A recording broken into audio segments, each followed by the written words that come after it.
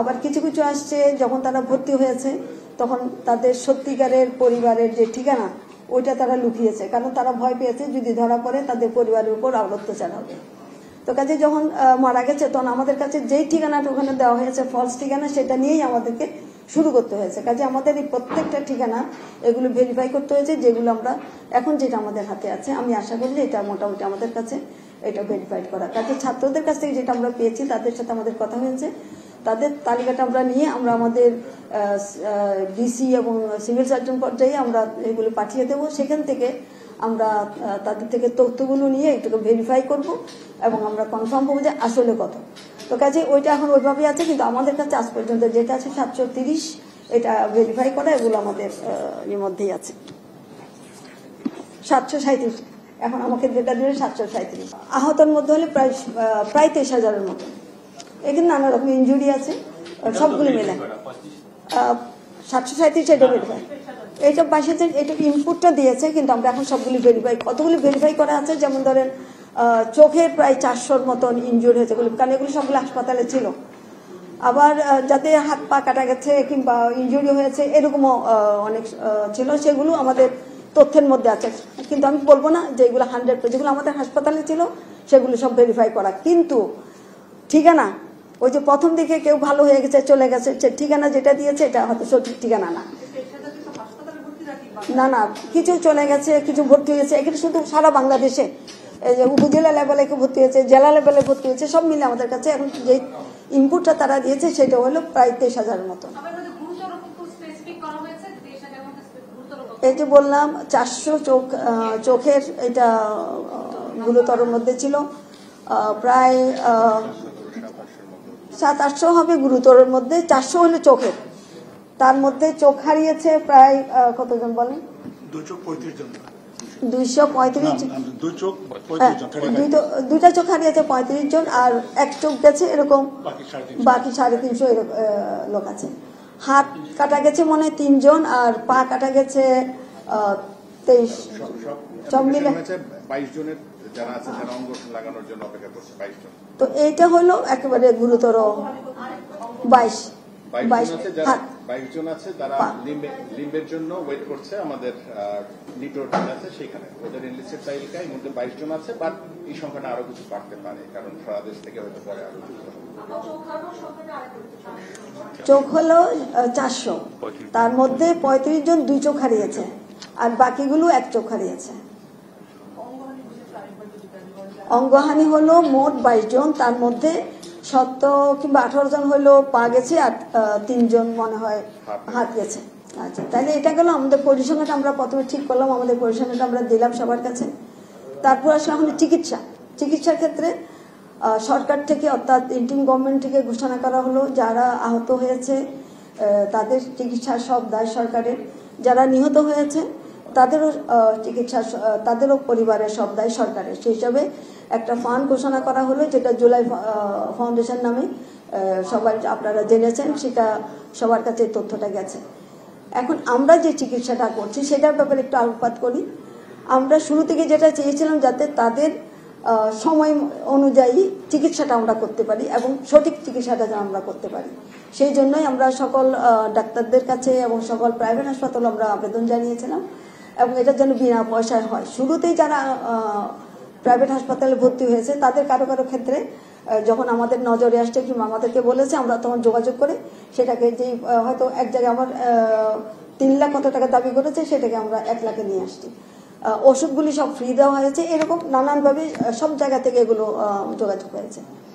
এখন আমাদের এখানে যেগুলো যারা হাসপাতালে ভর্তি ছিল, বিশেষ করে চোখের, এটা আমাদের কাছে খুব মনে হচ্ছিল তাদেরকে ঠিক করে। আসলে আমাদের যে চিকিৎসা, আমাদের দেশে যে চিকিৎসা আমাদের ডাক্তাররা দিচ্ছেন এটা ঠিক আছে কিনা, কারণ তাদেরও তো মানসিক একটা প্রশান্তির দরকার। এরপরে যেটা আমরা করলাম, আমরা আমাদের দেশে তো যাদের অপারেশন করার দরকার ছিল তারা অপারেশন করেছে, যাদের অপারেশনের দরকার নাই আলাদা অন্যভাবে ট্রিটমেন্ট করা দরকার সেগুলো আমাদের হাসপাতালগুলো করেছে। এরপরে আমরা যেটা করলাম যে আমরা বাইরের থেকে ডাক্তার কিছু নিয়ে আসবো। তো সেই হিসেবে চায়না থেকে আমাদের প্রথম একটা গ্রুপ আসলো, তারা এসে তাদেরকে দেখলো এবং তারা যে ইয়েটা করলো, তারা আমাদের সকল যে সমস্ত হাসপাতালে চোখের রোগী আছে প্রত্যেক জায়গায় তারা গেছে এবং সেখান থেকে তারা তাদের চোখ পরীক্ষা করেছে। পরীক্ষা করে তারা বলেছে যে চিকিৎসাটা আমাদের দেশে দেওয়া হয়েছে এটা অ্যাকুরেট আছে এবং সময় মতো দেওয়া হয়েছে।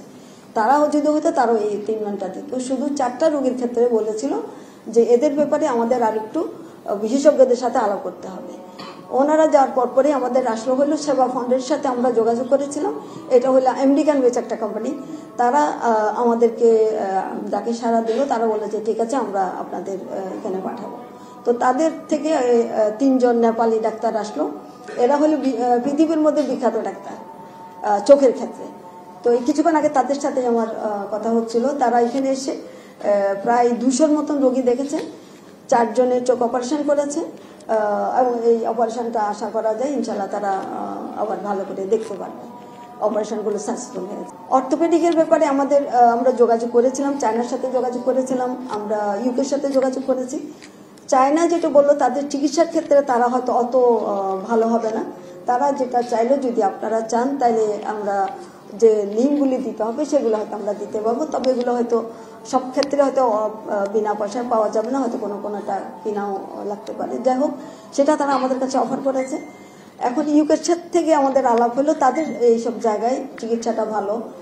আগামী 2 সপ্তাহের মধ্যে একটা গ্রুপ ডাক্তার আসতে পারে, বিশেষ করে যারা পা হাত ইঞ্জুরিগুলি বেশি হয়েছে, পিঠের ইঞ্জুরি হয়েছে, এগুলোর ক্ষেত্রে তারা অর্থোপেডিকের এরা আসলে আমরা সেখানে আরেকটা সুযোগ আমরা হয়তো করতে পারবো। এর মধ্যে আমাদের কিছু কিছু গুরুতর রোগী যেগুলো বলা হয়েছে এখানে ট্রিটমেন্ট হবে না, সেরকম একজন রোগী ফাইন, তাকে আমরা পাঠিয়েছিলাম ব্যাংককে।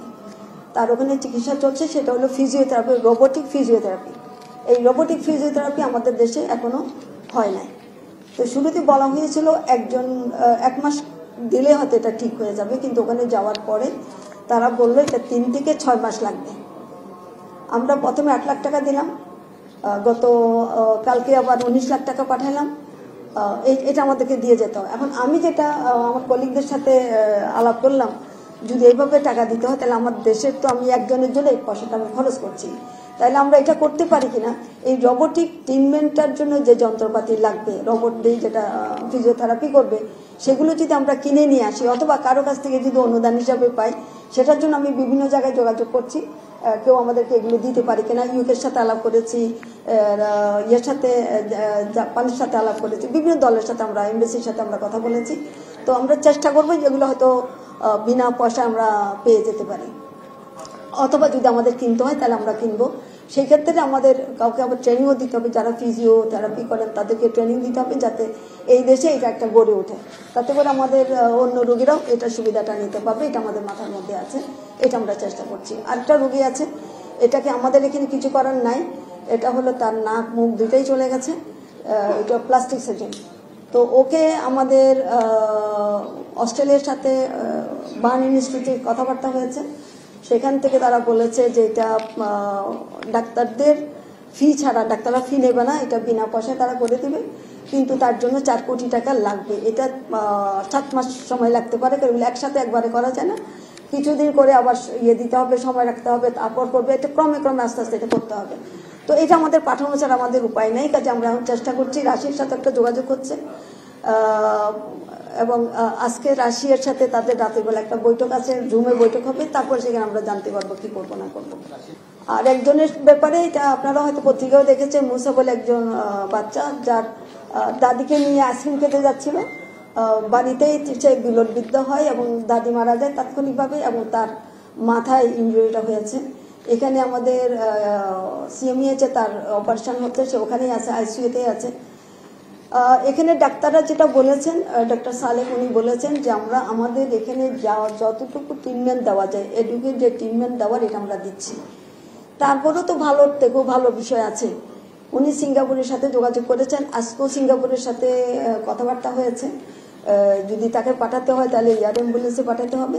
তো আমরা এটা যোগাযোগ করছি, যদি আমাদের প্রয়োজন হয় আমরা তাকে পাঠানোর চেষ্টা করব, টাকা যাই লাগুক না কেন। এয়ার অ্যাম্বুলেন্সে পাঠাতে হলে 50 থেকে 60 লাখ টাকা শুধু তার এটার জন্যই লাগবে।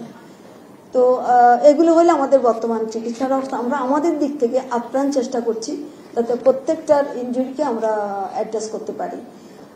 আমাদের কাছে মাঝে মাঝে বিভিন্ন জায়গা থেকে পত্রপত্রিকা থেকেও আসে যে অমুক জায়গায় চিকিৎসাটা পায়নি। গতকালকে প্রথম আলোতে একটা পেয়েছিলাম, তাকে আমরা খবর দিয়েছি, সে গতকালকে সে উপস্থিত হয়েছে এবং তার একটা অপারেশন হয়েছে। এগুলো হলো বিভিন্ন মফস্বল যারা আমাদের থেকে তথ্যটা হয়তো জানে নাই। আমরা তো পত্রপত্রিকায় দিয়েছি, আমরা মিডিয়ায় দিয়েছি তথ্য যাতে তারা পায়।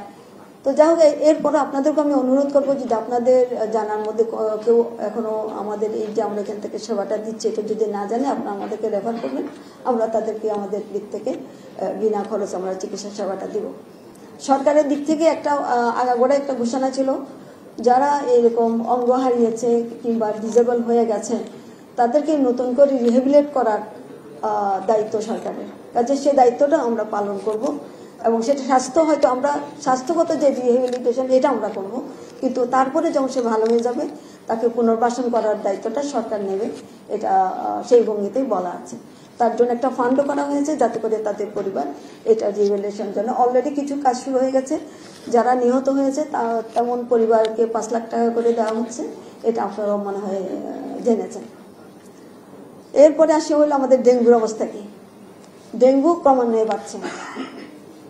আমাদের সবগুলো হাসপাতালগুলোকে এবং সবাইকে এটা অ্যালার্ট করা আছে, তাদের যে পরিমাণ ওষুধ কিংবা যেগুলো ফেসিলিটি দরকার, বেড দরকার, সেগুলো সেখানে করা হয়েছে। আমরা এখনো পর্যন্ত কিছু মারা গেছে, কিছু হাসপাতালে আছে 182 জন মারা গেছে, ওনারা ভালো বলতে পারবেন মারা গেছেন এই বছর। আমরা চেষ্টা করছি, সবাইকে অ্যালার্ট করছি যাতে সচেতনতা বাড়ে। আমাদের বিভিন্ন জায়গায় আমরা সবার সাথে কথা বলছি। আমাদের যে মিউনিসিপ্যালিটিগুলো আছে তাদেরকে সক্রিয় করা হচ্ছে, তারা ওখান থেকে যাতে ওষুধপত্রগুলো ছিটায় সেগুলো হচ্ছে। আমরা চেষ্টা করছি আমাদের দিক থেকে যাতে এটাকে কন্ট্রোলে নিয়ে আসা যায়।